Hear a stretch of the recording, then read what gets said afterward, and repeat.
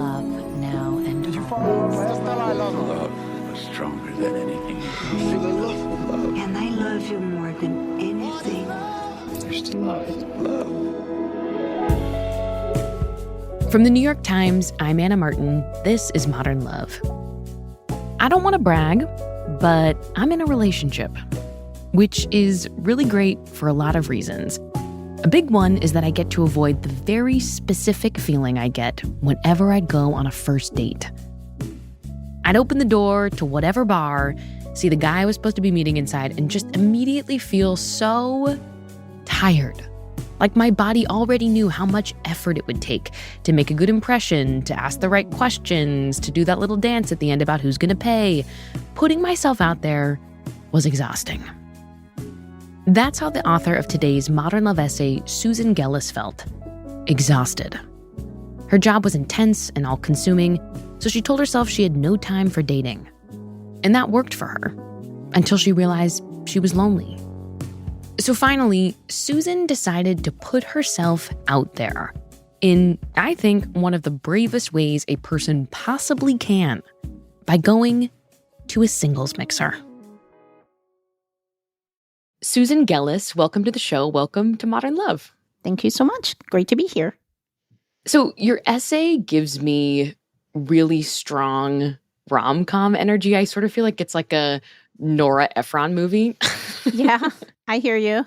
So I'm going to set the scene. I'm going to be a movie director, okay? It's New York City, the late 90s. You're in your 30s. You're a lawyer at this very intense law firm. And I imagine you like going through 15 cups of coffee a day, watching the sunset through your office window. Were you the type of person that found this kind of job exciting? I was really energized by the rush of it, by the demands of it. I thrived on that. I liked it. Yes, it was tense, but I liked the sense of urgency. I feel like also in these 90s rom-coms, there's always like a supportive sidekick. And you write in your essay that you had sort of like a work wife, right? Like a best friend at the law firm. It was great. Oh my gosh. His name was Daniel, right? Yes. Yeah, what a godsend. Daniel and I would talk about everything. Of course, most of all, we were speaking about the stress we were under and the terror that, a particular partner would call us and we'd see their name light up on our phone. And what would we do? Would we vomit or would we just cry or would we, this place sounds nuts. And yet, in many ways, I really loved it. It was exciting and I was learning a lot. And so it was great. But I was thinking all along, I want to meet someone. And if I stay at this job, what happens when I even have a first date scheduled and I cancel at the last moment because some partner wants me to stay all night? But I also realized there were times I felt deeply lonely. And I come from a big, loving family, and I had some wonderful, great friends. But that didn't take the place of having someone to come home to and someone who's the everything person, not just the work person or the family event person, but someone to really connect with on many, many levels. Do you remember a time where your loneliness really hit you? This is so pathetic, and I don't even want to tell you who it was, but I remember sitting in my Queens apartment by myself, and it's like a Saturday night, and I start writing a fan letter to this actor who's in some sitcom. I'm writing this fan letter to this person. I'm thinking, he's so funny on that show, and he would think I was funny, and it'll be great, and he's probably really interested in the same kinds of books I'm interested. And of course, I didn't finish the letter, but I started like a paragraph, and I thought, oh my gosh, like I'm so far gone. This is terrible. And yeah, I mean, that was a low point, but maybe it does speak to the fierce drive to connect with someone. I really did kind of have a midlife crisis at 35. I did kind of think, oh my God, what am I doing? Mm-hmm. But despite my desire to find someone, I was also deeply ambivalent about starting yet another relationship. Because when things haven't worked out at that point, I'm dating for about 20 years and I've had long-term relationships and shorter-term relationships. And it's just tiring, to do the whole, this is who I am. Let me tell you that anecdote about, oh man, it's a lot. Wait, Susan, at this age, did you have a shtick? Did you have like a tight five or something? I wish maybe that would have been less work, because then I could just roll it. But Right. no, it just, I mean, on some very jaded level, I was thinking, I'll listen to that person's stories and they'll listen to my stories. And it just, you just want to live your life and not have to explain yourself. So it was just all coming to a head. And then I switched to a much slower paced in-house legal job at a publishing company. And I think I just thought, this will give me time to breathe and just see what happens next. And maybe I'll meet someone and maybe I won't. But it wasn't just about trying to meet someone. It was just about stepping off into the unknown, thinking, I've got to make a change. I don't know what happens next, but I've got to change. I hear you. It sounds like dating was so exhausting for you, but at the same time, you had this deep desire to meet someone, and that desire pushed you to do something I feel like not a lot of single people would do, which is go to a singles mixer. I get that it was the 90s and there wasn't like Hinge or Tinder, but why did you want to take that step? Well, I think what I liked about a mixer is that it's not like a first date where you have to kind of keep smiling politely and get to where the check is delivered and it's so painful and you're thinking, So there's that safety net of I can leave at any time. You have a part of your essay where you describe this first mixer you went to. Can you read that for me? Sure. The mixer had 9 attendees, 5 men and 3 other women besides me. We each spoke about ourselves into a microphone. Then came the part I always hated, the mingling. The event's organizer gave the usual admonishments. None of us were to be rude, and if someone approached us, we should talk to them for at least a minute. Chairs scraped, and we rose. I spotted an attractive guy and approached him. He beamed, came toward me, and then swerved to speak with the woman he really had in mind. I saw a second guy and scooted over. "Hi there," I said. "Sorry," he said, and kept walking. Oh. I mean, did you want to go to another mixer? No.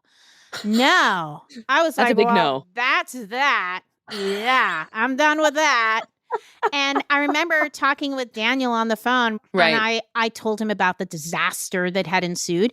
And then he, with his little devil horn sticking up, is like, well, they have another one in October. And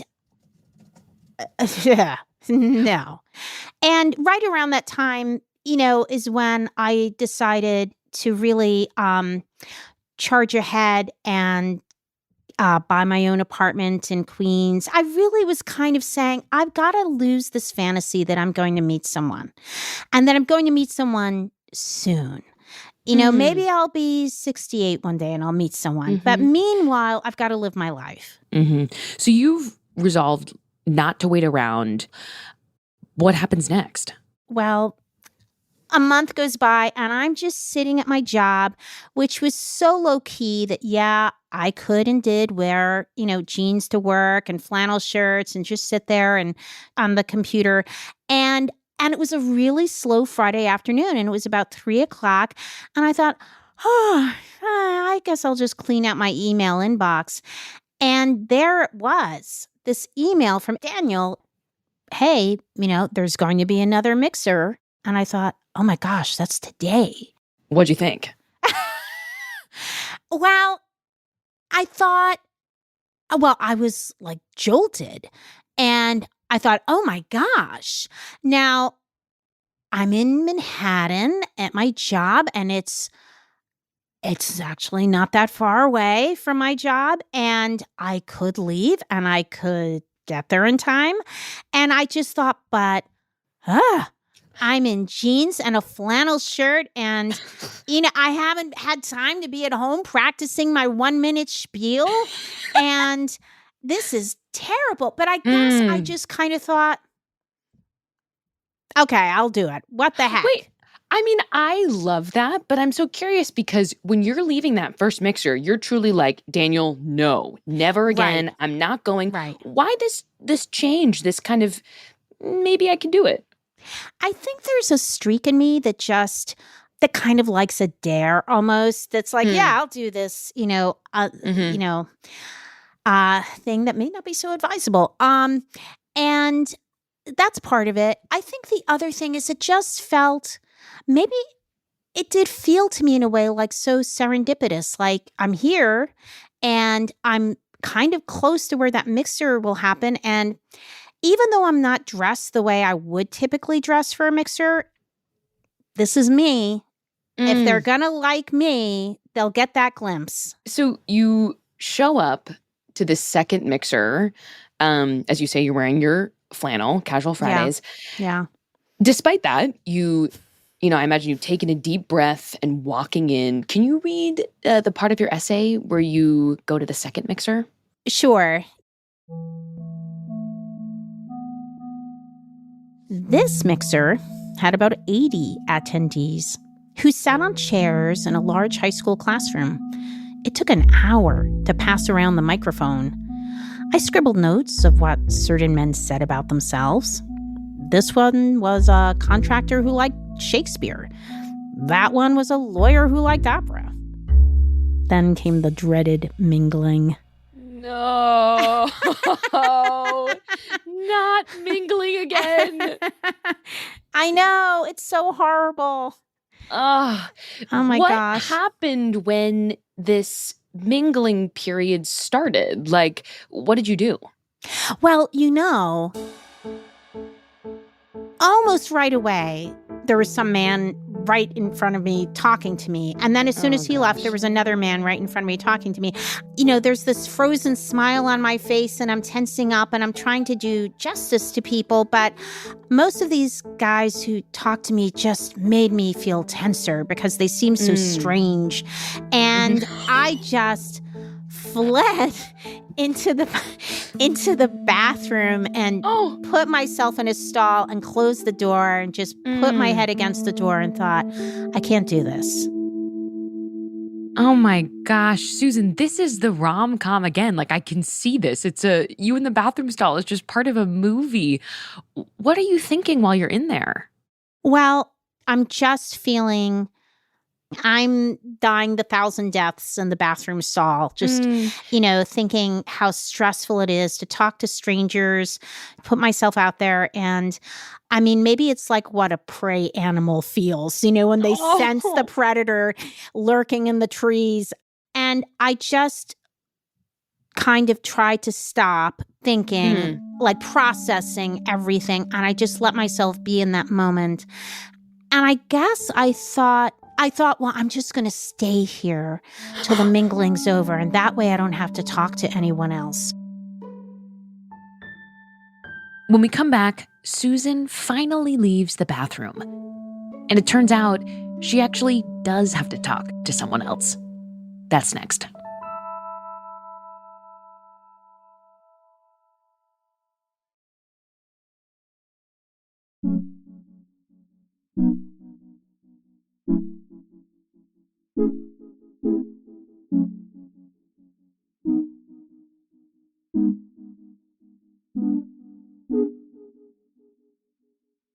So, Susan, how long did you end up staying in the bathroom?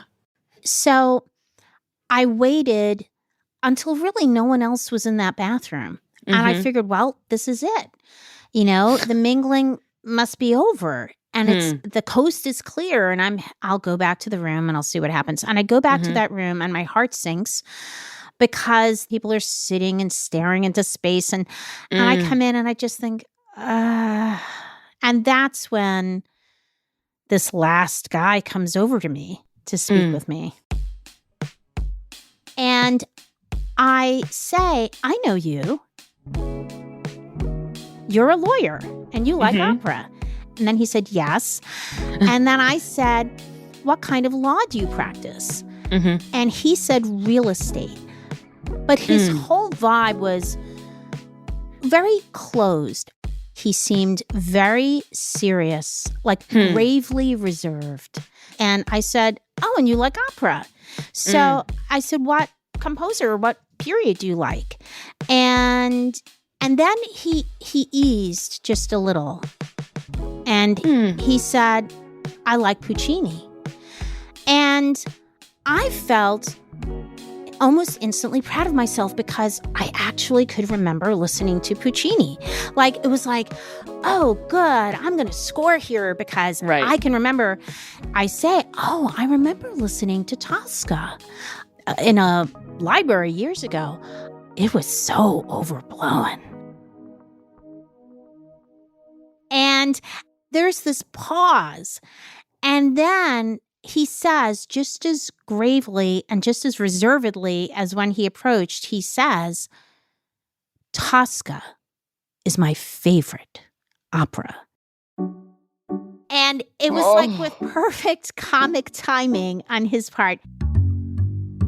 But I did I tried to do a save and I just laughed and said, well, it was probably a scratchy recording or I was in a grumpy mood that afternoon. So I completely noted the major faux pas I had just committed because everything was going wrong. How I was dressed, it was the exact wrong way to be dressed. And this whole thing was so stressful. And here was this one guy I noted something about and I was interested. And now I've just insulted his favorite opera. So then the organizers finally said, okay, everybody, time to fill out the Scantron. And so that was it. But at least we'd connected briefly. How do they let you know if you got a match after one of these things? Okay, so you write down the assigned ID number. Gotcha. It's given to everybody as they enter the mixer. And you write it down. I'm 024, I'm interested in. And so it's like a Scantron where they feed them all into a machine and it spits out. And, it's going to say, you match, or it might say you didn't match with anyone. And you can match with more than one person. Did you put down his number?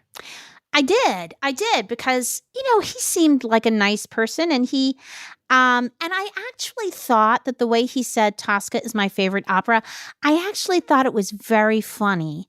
The way he had this dramatic pause. So I was kind of captivated by that. So I wrote him down. Right. So we're two of the first people who are called. I mean, there are maybe a couple of people ahead of us. And I'm standing right in back of him. And I'm looking at his neck. And I say to myself, there are freckles on his neck. Like there are like 2 or 3 freckles on the back of his neck. I don't know if I want to date this person. Do I want to date somebody with freckles on the back? Now I realize how insane that sounds. It is complete, and that's not my bias in life. Like because you don't like freckles on the back of his neck, but like who cares? But I think it just speaks to my ambivalence that I'm looking for a reason not to feel connected, not to feel hopeful. Like, hey, I don't want this guy anyway. See that freckle that's like right next to his hairline? He didn't choose to have it. Yeah. Totally. No, I hear what you're saying. It's like, it's protective, is it not? It's like this looking for some sort of protection. And well, you know what? I didn't even really want it anyway, right? Right. Well, then what happened is he goes up to collect his sheet of paper and the organizers say, and here is the one who matched with the most people. And it was him. It was Lawyer? Yes, it was Who Lawyer. likes opera? 004 had the most matches of anyone in the room. I mean, how are you feeling when you hear that? Well, my stomach clenched, and and then I got mine, and I matched with him and with someone else. Mm-hmm. So then I had to wait around while lawyer guy is busy like having what looks like great conversations with all these other women. But, I dutifully stood around and waited to exchange phone numbers. And tell me, he called. Tell me he called. We had a fun conversation that lasted maybe 5 minutes or 10 minutes. It was really just to set up that first date. And I just thought, okay, I can get through this. Well, we're meeting for dinner on Wednesday. And of course, part of my mind is like, oh yeah, who's he meeting with on Monday? What about Tuesday? Is he meeting with someone Sunday? Yeah, the Why am I longest only list in the Wednesday? party. Am I number 3 in his, that like some part of me is thinking that. So you arrive at this restaurant for the first date. Do you know this guy's name by this point, right? What's his name? His name is Richard, but it's funny because I show up at the restaurant and it's a nice Italian restaurant. There's a maitre d' who seats people, and who's like this old guy who looks like he's out of a Puccini opera. He's waves of gray hair and this fine Italian profile, and I come in and I say, "Oh, I'm here to meet someone," and he's like, "Oh, are you with the guy?" Ah, yes, the guy. The guy is sitting there. So there was Richard, sitting behind a table for 2, and yeah. And did you talk more about the mixer where you'd met? Yes. I remember I said to him, would you have put my number down if I hadn't gotten a chance to speak with you during the mingling? And to my horror at that first date, he said no, he would never have put my number down if we hadn't spoken during the mingling. And that just added to my sense of gratitude that somehow, despite my best efforts, I left that bathroom stall in time for him to speak with me. And then he said, it was hard to get to you. And he says, there was a wall of men around you. And I said, a wall of men. Yeah. Yeah. Like in my dreams, And I just thought, let me just put it out there. And I said, I was hiding in the bathroom. He said, no, there was a wall of men. And it was really kind of charming, I think, that he just had this image of me as, so appealing that he had to kind of like fight across the field of dragons in order to reach me. And little did he know, he really just had to step into the women's room to reach me.